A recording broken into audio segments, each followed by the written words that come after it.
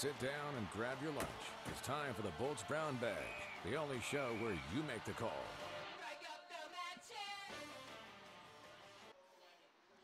A second straight last-second goal line ending to a Chargers loss. Philip Rivers said it best. You have to laugh to keep from crying. So we're glad you're joining us here on Bolts Brown Bag for the next 30 minutes or so. We're going to try and make you laugh so you don't have to cry over your lunch today. I'm Jared Aarons, filling in for sports director Ben Higgins. Joining me, as always, this year, our guest host, John Gennaro. John, thank you very much for being here again. It is really nice to be sitting next to a host that is approximately the same size as I am. I could do this. You could. Yeah. I mean, usually he blocks out the sun for me a little bit. My legs would get really sore in about 3 minutes if I tried to keep this up. Yeah. All right. Just like the Chargers' legs, probably pretty sore. Probably very sore right now, especially the legs of Philip Rivers, who yesterday set just about every single game record that the Chargers hold. Completions, attempts, yards, all of them. Right. He had a great game. Right. How did they lose that game? They lost that game because he was the only one who had a great game. I mean, Philip Rivers, the reason his stats are so ridiculous, he was the entire offense. Philip Rivers had more passing yards in this game than the Chargers' offense, as a total, has had since 2013. It's a season and a half worth of games in which the entire offense has not gotten 503 yards. He did it in one game. And give him credit, the Packers' defense, their secondary, not bad. They're not bad at all. He played out of his mind. And so what I take away from this game, I know some people are saying, oh, it's a moral victory, and this sets up the Chargers for a big run, and it probably does, but that has more to do with the really soft schedule than anything else. The only thing I'm taking away from this game is, wow, Philip Rivers, wow. I think Philip Rivers had to also. He had more pass attempts than the Chargers had rushing yards total. Okay. You know, and that says something to you. They couldn't run the ball. At all. At all. At all. Where does that come from? Because from my end of it, it looked like the offensive line looked great in passing downs. And when a running back was back there picking up the blitzes, right. and the Packers blitzed a lot right. They were in mostly yesterday's fine. game. They were mostly fine picking up the blitz. I think the Rivers only got sacked 2 or 3 times, and that wasn't until the fourth quarter. Right. But they couldn't block for running plays. What's the difference then between blocking for a passing play and blocking for a running play? It's really simple. It's basic. When you're blocking for a running play, you're trying to push forward. You're trying to move the line of scrimmage that way. When you're pass blocking, what you're doing is you're just trying to hold the line. Mm-hmm. You may even move back a little bit to make sure you get the right angle, your feet are in the right position, but you're not really using your strength as much as you're just anchoring your base. And so the offensive line, to their credit, played excellent against a pretty good Packers pass rush. They held their base. Their footwork was fine. DJ Fluker had a couple of bad plays, but that's to be expected. He's essentially playing on one leg. But none of them showed the strength, the will, or the upper body strength to be able to push the line forward. A lot of people are talking about Melvin Gordon. Oh, he would have gotten going had he not gotten injured, had he not fumbled the ball twice. The fact of the matter is Danny Woodhead had 7 carries for 8 rushing yards. It wasn't just Melvin Gordon. This rushing game was bad. Is that also maybe schematic? And I don't mean the schemes that they're running, but we've seen so many injuries, and that's never an excuse because every team deals with injuries. Right. But they're doing, it seems like almost a different 5 players every game on that offensive line. If it's not a different 5 players, they're moved into different spots. I think I saw Ben Higgins tweeted this out yesterday, that this was the first game all season that the 5 guys who started on the offensive line finished on the offensive line. Has there just been too much movement that guys in new places, new guys in old places, just don't know how to block or who they're supposed to block on a running play? I think it's more the case of the guys that have been brought in, the guys that were signed off the street or the guys that were backups, they weren't starters for a reason. The difference between a starter and a backup in the NFL is a guy who can do everything and a guy who can do one thing well. So what they've got now is an offensive line that can pass block pretty well. What they can't do is run block, and that's just because there's no Orlando Franklin out there who can do both. There's no King Dunlap out there who can do both. Even DJ Fluker, in the state that he's in, is more of a pass blocker than a run blocker when run blocking was always his strength. So right now, the offensive line, the issue is talent, but you can't just look, when you're talking about injuries in the Chargers, you can't just look at the offensive line. Mm-hmm. There's a lot of focus there, but there's injuries everywhere. Manti Te'o wasn't in this game. Brandon Flowers, despite not being on the injury report, something has to be wrong with him. He looks screwed up. Eric Weddle left this game with an injury. Keenan Allen left with what they're saying is a hip flexor injury, which hopefully he's not going to miss any time. And it obviously looked like it was some sort of really bad groin injury, the way that he immediately called for the trainers to come out after doing that sort of split helmet while catching the ball. There's injuries up and down this roster, and there has been for years, for almost decades. The Chargers haven't had a lucky year with injuries since Marty Schottenheimer was here. That's a long time. Hey, before we get too in-depth into this game, we want to know what you guys think about this game. Our poll question today is very simple. Does yesterday's performance by the Chargers give you hope for the remainder of the 2015 season? Remember, there are 10 games left, so they're not technically out of it, and certainly very few teams in the AFC have shown an ability to grab hold of that wild card spot. So we want to know simply yes or no. Do you have hope for the rest of the season? Right now, our poll says 57% of you say yes. 43% say they're done. Head over to 10news.com, Bolts Brown Bag. Vote in our poll. John, what do you think? Is there hope for the rest of this season after what you saw yesterday? The game didn't give me hope, but I already had hope. The next 5 games on this schedule are against cream puffs. Actually, the rest of the Chargers schedule, if you take out the 2 games against the Broncos, which, by the way, Peyton Manning threw 3 interceptions yesterday. He's throwing multiple interceptions every single game. I think it's fair to say the Broncos are winning in spite of Peyton Manning right now. They are, which at some point, they're going to lose a game that way. You can't go 16-0 that way. If you go 16-0, you're great everywhere. Great offense and great defense. Right now, they have a great defense and a really bad offense. Not mediocre, not average, bad. So outside of those 2 games, which now seem more winnable than they did in the beginning of the season, the Chargers play nobody. I mean, are you afraid of the Raiders? No. Ravens? No. Dolphins? Well, they played really well yesterday, but overall, no. Chiefs? Not the way this season's going. Maybe 3 weeks ago you might have said they were a scary team, but after a 1-5 start now, they seem to be a team on the verge of collapse. Jaguars? Oh, no. Ravens? Already got them. Bears? No, not really. That's every team that's left. That's the 8 games left. That's the 8 games left. So there is still hope then, is what you're saying. There's a ton of hope. This team is 2-4, and I fully expect them to be 7-4 in 5 weeks from now. If they're not, then something's really wrong. Like, if Mike McCoy is half the coach that they think he is, if this team is half as talented as we think they are, as they continue to show us in little flashes like yesterday's game against the Packers, if they're not 7-4 in 5 weeks, they're screwing up, and Mike McCoy's got to be fired, and they even got to look at the GM and the whole roster and everything. Well, and you mentioned the talent that they have, and you look at especially the skill players on offense right now. You've got Malcolm Floyd, Antonio Gates, you've got Keenan Allen, Phillip Rivers, Melvin Gordon, Danny Woodhead, and you look at those skill players and you say, you know what? Those guys can match up against most other teams' skill players, and you would feel, if not confident, at least competent. And saying, show me another team that has that group of players on that level, and you're looking at some of the better teams in the league. Exactly. And you didn't even mention Stevie Johnson. Right. You didn't mention Ladarius Green. Both of those guys, they've sort of been trading off snaps since since Antonio came back and Stevie's been hurt. But both those guys, very, very effective receivers. And you left off Brandon Oliver, who we saw yesterday, got some game action for the first time in a while after Gordon's second fumble. Showed that he's very competent running back. He's a starting caliber running back. So you have tons and tons of options on this offense. The question is, can they put it all together in a way that creates points? Phillip Rivers, yes, 500 yards, no interceptions. 20 points. 2 touchdowns, 20 points. 20 points. Yeah. The Chargers, I can't remember the last time they won a game scoring 20 points, but it wasn't recently. Well, and you got to put some of that also. There were a couple of plays, especially that first 4th down that they went for in the goal line. That was a catchable ball. Yeah. And so there's 7 points that they left on the field. Absolutely. And even if you don't go for it, there's 3 points that they got. Sure. So they left points on the field that you can't blame Phillip Rivers for, but the offense in general you can blame for. Right. I mean, it's a fact of people looking at sort of the wrong thing.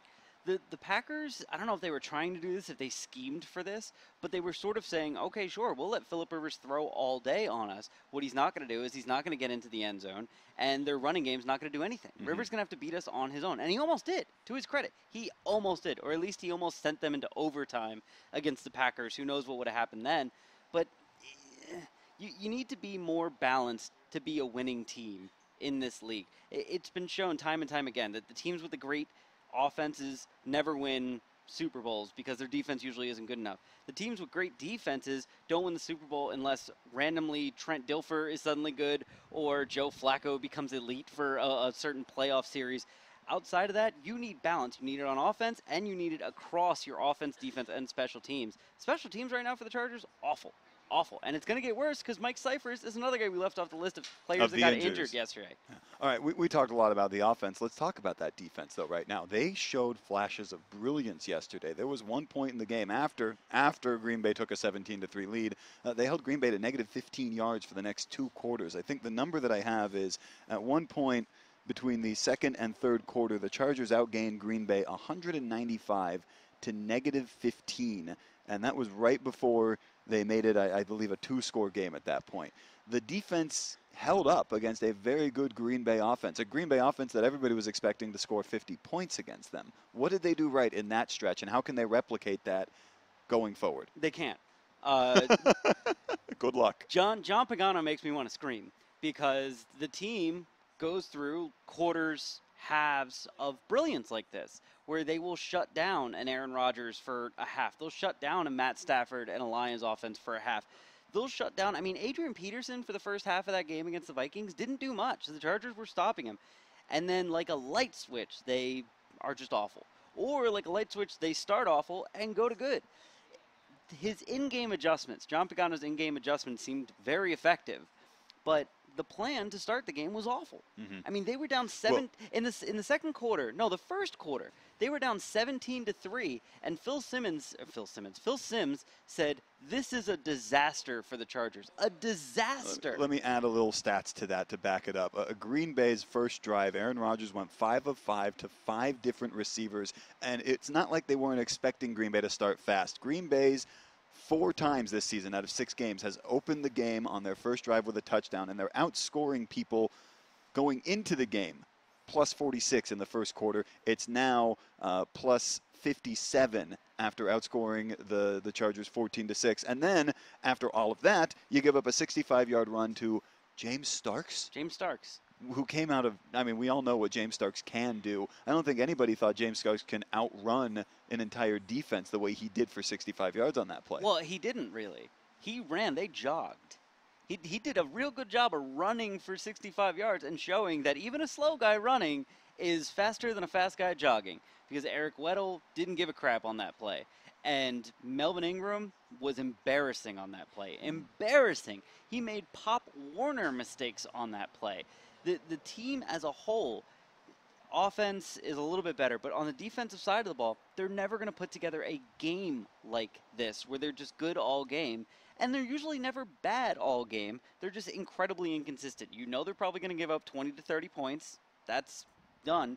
And so it all rests on the offense. And when the running game isn't there, again, your team all rests on Phillip Rivers. And I had this thought when I was driving down here to do this, because I was listening to the radio and I was listening to people talk about last night's Sunday night game, Colts versus the Patriots. Mm-hmm. And the person I was listening to on the radio said, the Colts have Andrew Luck and nothing else. And I thought, that's kind of like the Chargers. And Tom Telesco comes from the Colts. Ryan Grigson was his GM. He was the assistant GM. Have we just built the West Coast version of the Indianapolis Colts? Is this a team that it's Phillip Rivers either wins the game or Phillip Rivers loses the game and you have no other options? Because that's no way to be any better than 9-7 and out of the first round of the playoffs. It's an interesting question. You mentioned no one else. One person they were really hoping to have a good game yesterday and really to have a good game this year is Melvin Gordon.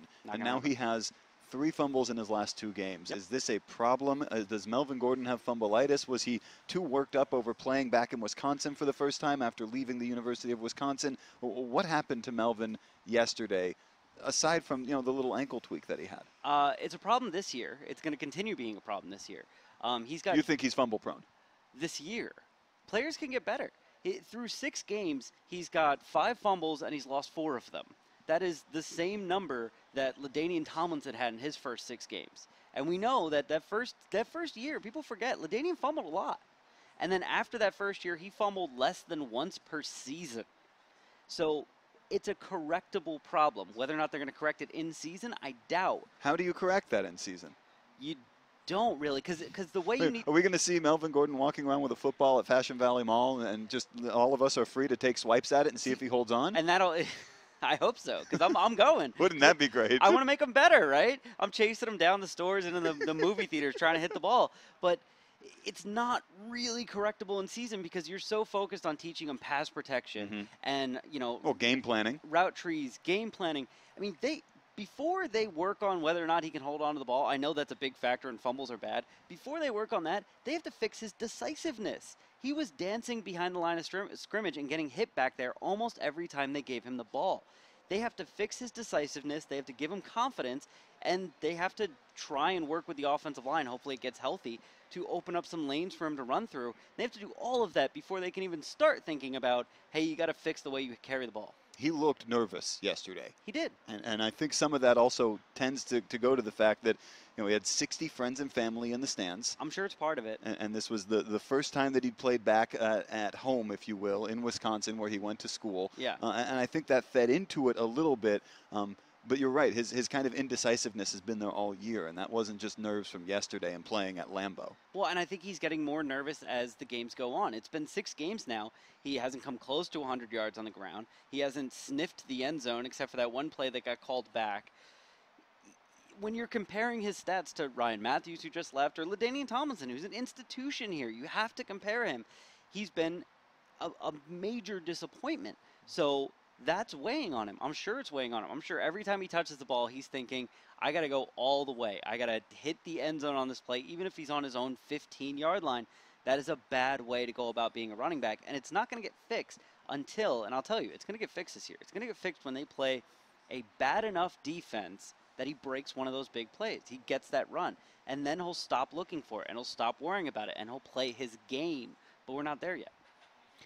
Don't forget, we want to hear what you think about the Chargers. Do they still have hope? Do you still have hope for the rest of the season? They are 2-4, 6 games in. They have 10 games left. Go to our website, 10news.com/BoltsBrownBag. Weigh in on our poll question. Right now, 50% say yes, there's hope. 25% say no, there's no hope. The other 25% still haven't decided who they're voting for in the 2012 election. Let's talk about Keenan Allen. Let's talk about Keenan Allen. He was incredible. He's a hip, groin, flexor, something injury away from being another record setter. I mean, he set first half records with, in the first half, 11 catches for 128 yards. He finished with 14 catches for 157 yards. He was 1 catch shy of the all-time single-game record for the Chargers. He looked great yesterday. He did, and it was a great game for Keenan Allen. I don't want to take away from that. But when you go back and you look at what the Packers were doing defensively, they were giving that up. Kind of. They were playing a lot of over-the-top zone coverage, so cover 2, cover 3, and they were blitzing. And what they were relying on was Melvin Gordon and Danny Woodhead and those tight ends not being able to pick up the blitzers. And what happened was they did pick up the blitzers. They did. They did a great job at it. Rivers had plenty of time. All Keenan Allen had to do was beat his one man, right, which he did most of the time. And even when he didn't, even when he was close, Rivers was putting the ball in the perfect spot that he could still catch it, make a play on it. So a lot of that was a factor of the defense was letting that play happen because they were hoping that their blitzers would get there. But the other side of it is Keenan Allen was making every catch on every ball that came anywhere near him. Absolutely. He had Velcro on his hands. He did. The NFL, I've heard, is actually going to start investigating the Velcro on Keenan Allen's hands after yesterday's game. And they probably should. Those 2 catches towards the end of the first half were insane. The second one shouldn't have happened. There's no way that a human being can make that play, much less one. I mean, I hate to come back to this all the time, but I do. Keenan Allen, not a physical specimen. Right. He's not 6'5". He's not Vincent Jackson. He's not huge and strong. He's not David Boston. He's not Malcolm Floyd, who's got, rubber arms that are 10 feet long. He's not incredibly fast or incredibly quick. But he's a guy like a Wes Welker or a Danny Amendola or that type where, he's not the biggest guy, but he runs good routes. Yeah. He knows his reads. I mean, on all those blitzes, he knew exactly where to go as the hot read. Yeah. And made himself open and got free, and that's what you need out of a guy like him. Exactly. And he's the type of guy, if he ever does become a free agent, the Patriots are going to jump all over him because he's like an Amendola, Edelman. a Wes Welker, and Edelman, those type of guys that just they're smart and their feet are so good that, one-on-one you can't cover them. And he said after the game, someone asked him, I think Marty Caswell, Mighty 1090, asked him, what factored into you having that good of a game? And he said, they tried to get me in man coverage. And that's him saying, because he knew. You can't cover me with one guy in man coverage. You cover me in zone, fine. You cover me with 2 guys, one guy in man and the over-the-top, fine. But if you just put one guy on him, most of the time he's going to win, or Rivers going to find that one spot to put the ball that he can get it. All right, let's put a wrap on yesterday's game and move on to some other things. We always, every week, have Ferris Tanios on set with us this week. We didn't pay the microphone bill, so we only have 2 headsets to go. So Ferris had to sit this one out. Because he wasn't here, he didn't feel comfortable giving you a hard time about the Bengals. So we don't have a Bengals question for you this week. Thank God. I know you were looking forward to it. Thank But God. here are Ferris's 3 questions. Okay. And first, number 1, he says, contenders tend to have a 3 to 4 year window. Mm-hmm. Has the Seahawks window closed? Absolutely not. Absolutely not. All right, question 2. Hold Oh, on. no, okay. That's a really, really good team. They have an issue right now where they continue to give away fourth quarter leads. Mhm. They're up by 7 in the fourth quarter. They were up by 17 in the fourth quarter. Against the Bengals. Against the Bengals. And they lost. They should have beat the Bengals. They should have beat the Panthers. The games that they've lost this year have been so close, fourth quarter things, and it's always on one big mistake that they make, usually in the secondary. Part of that is, Cam Chancellor's either not there or working his way back in. But as they play look at these teams they've lost to. The Bengals are undefeated. Mhm. The Panthers are undefeated. Mhm. I mean, they've lost to the Packers. They've lost to really good teams. Once their schedule gets a little bit easier and they figure out how to hold on to those fourth quarter leads, they're going to be right back to the powerhouse they were. Remember, this is a team that lost to the Chargers last year. I think they lost the week in the before, first game. And people started asking questions. Oh, are the Packers or the Seahawks done? Is it a one-year thing? It's the same team. Here's why I'm going to disagree with you a little bit on Okay. this. All right, first of all, at 2-4, it's not going to be easy for them to make the playoffs this year. Okay. All right, so you're already looking at an uphill battle. They probably, out of their last 10 games, need to win 8 of them to guarantee themselves a spot in the playoffs. The way the NFC is looking right now, with Atlanta and Carolina, Yep. and Green Bay and Arizona, and I'm forgetting one division. Falcons? No, sorry. Oh, no, you know why I'm forgetting it? Because it's the NFC East.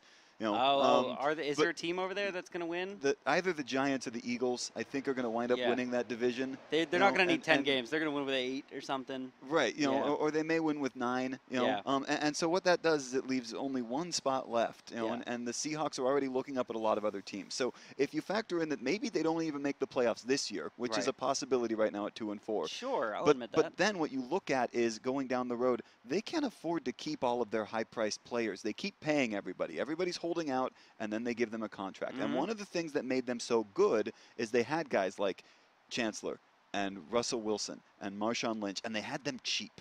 And they Yep. don't have them cheap anymore. And when you No. don't have those guys cheap, you have to find other players cheap. And they used to be able to get other high-priced players to complement their already bona fide stars who they were getting for pennies on the dollar. Right. So you give them another year or 2, maybe, where the economics still work with the salary cap. Right. And if they miss the playoffs this year, next year may be their last chance before they have to start letting some of those guys go. Yeah, but that means their window's not closed. Because maybe next year. I think it's closing. Sure, I'll go with that. All right, question 2. Pagano needs to be fired immediately for that fake punt gaffe. Yes? He needs to be fired immediately, but it's for much more But than it's that. not that. It's for much more than that. I mean, he's been publicly fighting with the GM. He's obviously unhappy. He came out and said a couple weeks ago he's not coming back next year. He's in the last year of his deal. He's not interested in coming back. Once you say that, any player that was willing to stick by you just goes, well, if you're not going to stick by me, you're going to leave me here. I got 4 years left on my deal. What are you doing? So he's going to start, if he hasn't already, he's going to start losing the locker room.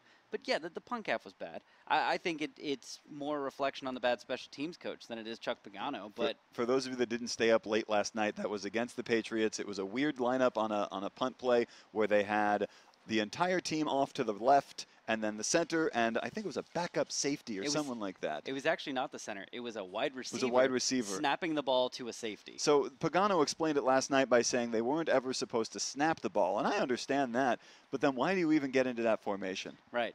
So The problem with the play was that it was never supposed to happen. And why'd you then, ever then draw it why up? do you call it? Why'd Why you do you practice draw it? it up? Why do you practice it? Why do you put it in the game plan? It's called wasting time. And Chuck Pagano's gotten very good at it. All right. Third and final question from Ferris. He wants to know which is more damaging to the NFL long term, the London games or Thursday Night Football. Remember, the London game this week, you can only watch live streaming on Yahoo Sports. Oh, that's this game. So I think they're going to air it in the local markets, which Okay. is like Jacksonville and Miami or something like that. Buffalo? Buffalo, is it Jacksonville, Buffalo? It's either Jacksonville, Buffalo, or Buffalo. No, Miami already played. And- So it's Jacksonville, Buffalo. And I think here's the problem with it. that's the way people are talking about it everywhere. It's not a very sexy game. So it's not going to be on TV anyway. And unless you're a diehard fan of one of those teams, you're not going to bother getting up at 6:30 a.m. on the West Coast, or 9:30 a.m. on the East Coast to start watching online. Right. I think that's a problem for the NFL. Do you think it's a bigger problem than Thursday Night Football? You know where it's online to watch? Here. You know where you can watch it on TV?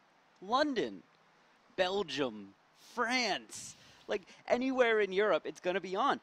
These games in London are not damaging. If anything, they've been great. If you look at these games, they sell out. The fans are excited. The NFL is popular in Europe for the first time in ever. When they had NFL Europe, it wasn't as popular as the NFL is in Europe now. These London games have been huge. And what they've done is they've shown players and coaches and fans that it's possible. You can put a team over in Europe and with some... You don't think that the novelty is what's making these games sell out? Because they only get 3 games a year, and in those 3 games they see 6 different teams, as opposed to maybe, say, one mediocre team 8 times a year and whoever they bring in? No. I think England's buying in. I think Europe is buying in. I mean, I have people that read Bolts in the Blue. We have people that come to Mighty 1090 that say, I'm a big Chargers fan in Germany. I'm a big Chargers fan in England. I'm a big Chargers fan in, anywhere in the world. The NFL is becoming a worldwide game. They might as well grow it a little bit. That's what these London games are doing. The Thursday night games are incredibly damaging to the NFL, and it's incredibly damaging to the players themselves. It's a bad quality of football. It results in a lot of injuries, and the fans in general are getting slightly turned off by them. So if I'm going between the two of them, I think one is incredibly damaging and one is not at all. Here's my solution to all of this. Okay. I have figured out the way to fix Thursday Night Football. And put them all in London? No. I know Roger Goodell's a big fan of this show. He watches every week because he's trying to keep an eye on what's going on in San Diego. So Roger, if you're listening, because you are, I know you are, here's my thought, all right? If you play a Thursday night game, you have to have a bye week the week before. Schedule it, and here's, every team, there are 17 weeks in the season and 32 teams, so you need 16 weeks of games. Now, you're going to do a couple of Thursday games on Thanksgiving, so there's like 3 games right there. And I say do a doubleheader to open the season, just like you do for Monday Night Football. So you've taken care of 5 of the 16 games already, which means you only need 11 more weeks of Thursday night games. I know it won't be the consistent every week schedule that they want, but if they really care about player safety, go ahead and when you play a Thursday night game, you get a bye week the week before. That way nobody's coming off of 4 days. It actually kind of feels like you get 2 bye weeks because you play Thursday and then you have the next weekend off also. So for the players, they'll like it a little more. I think that's the solution if they want to keep this moving forward, is they have to find maybe a couple weeks at the beginning of the year after a big doubleheader kickoff, take a few weeks off from Thursday, and then play the 11 straight weeks leading up to and through Thanksgiving, and do a big finale maybe like the second week of December of Thursday night, and you get every team one Thursday night game, but they also get their bye weeks when they need them. I actually had this idea. It's bigger and longer. We don't have time for it, but I had a similar idea a year or 2 ago, and it was when the NFL was fighting against the players because they wanted more games, and they wanted 18. The players said, no, stay at 16. And my vote was 17 games, 8 with 19 weeks, because right now it's 17 weeks, right? 2 bye weeks. 2 bye weeks, but you can't have an uneven number of home and away games. So I said 2 bye weeks for every team and 1 neutral site game for every team. And so and that was before we knew the NFL was going to So you could play London and maybe Germany and Mexico City. Right. And, this was actually before we knew a team was going to end up in LA. I was saying make LA a neutral site, have London be one, Japan, Hawaii's got a bowl big enough to host the Pro Bowl every year. Why not there? Mexico City, Canada, like put it all over the place. And that was always my vote, because then you're limiting. You're never going to have more than 8-9 weeks without a bye week, right? And that just makes the game 10 times safer. Right here, Bolt's Brown Bag. We are solving the problems in the NFL. Right, and Roger Goodell is going to come out tomorrow and steal our idea, and he's going to thank us for it. All right, one last chance to get in on our poll question: do you have hope for the Chargers season in their last 10 games? Our last check, only 53% now say yes, still at 26% no, and 21% unsure. Let's talk for just a few minutes, because we have to contractually, about the Raiders. Yep. Sunday at Qualcomm, Chargers, Raiders. Who is going to go to this game? A lot of people.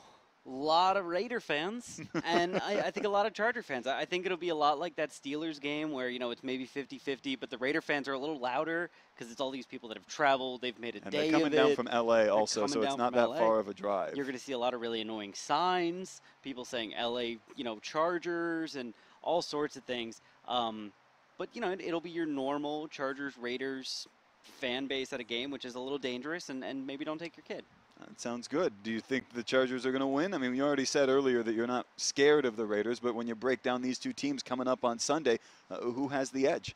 I don't know that any team has the edge. The Raiders are better than a lot of people say, and the Chargers are worse than a lot of people say. They're pretty evenly matched. The next 2 weeks are going to be the barometer for the rest of the season, because if the Chargers can beat the Raiders, not handily, you don't need to win by 30. You just need to win. But if they can win by 7 to 10 points and the game was never really in doubt, then that shows you that they are a good team. They're one of the top 5 to 10 teams in the league. Next week is the week after that's the one that interests me the most, actually, because the Ravens, we know they don't have a good record, but we also know they're not a bad team. Mm-hmm. Chargers have to travel all the way to Baltimore. They're currently 0-3 on the road.